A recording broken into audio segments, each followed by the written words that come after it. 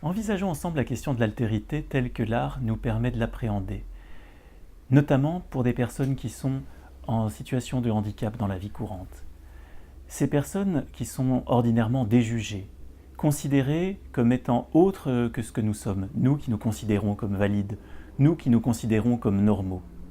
Cette altérité, c'est quelque chose que nous pouvons faire sortir de nous-mêmes à n'importe quel moment de notre existence. Et l'art est un moyen de nous faire sortir de nous-mêmes, un moyen de découvrir ce qui est autre en nous et que nous n'apercevons pas.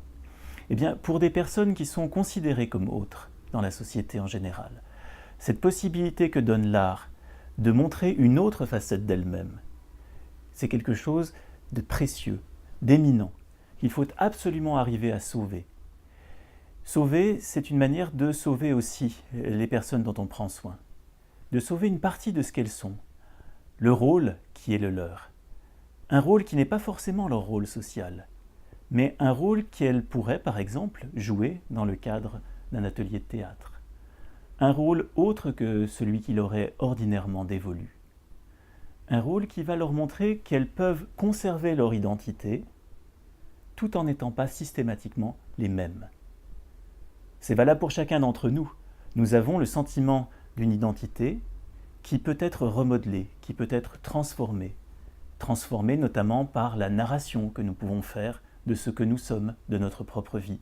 C'est une autre forme de travail artistique, le travail par l'écriture, le travail par le fait de se dire, par le récit de soi. Et dans le récit de soi, nous pouvons construire à la fois des identités qui sont réelles et des identités fictives. Nous pouvons construire sur ce que nous sommes, sur ce que nous avons été, mais aussi sur ce que nous aurions aimé être, sur ce à quoi nous pouvons aspirer, ce qui véritablement nous est arrivé, ou peut-être fictivement. Mais quelle importance au fond. Nous ne sommes que par l'ensemble de ces histoires que nous arrivons à décrire, que nous arrivons à écrire, à oraliser. Et on voit comment ici le travail artistique peut rejoindre le travail que l'on associe aux thérapies narratives. C'est une autre forme d'exemple où l'altérité en soi est réutilisée, va s'incarner au travers de la parole.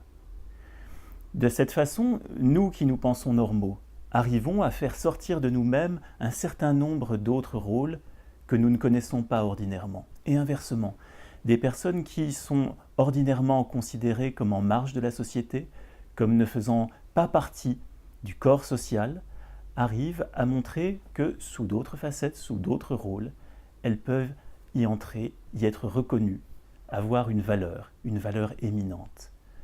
Dans le cadre du travail artistique, il n'y a pas à proprement parler de personnes qui soient à déjuger, à mettre en marge, mais il y a des personnes en général à travers cette mise en forme de ce qu'elles sont par l'art.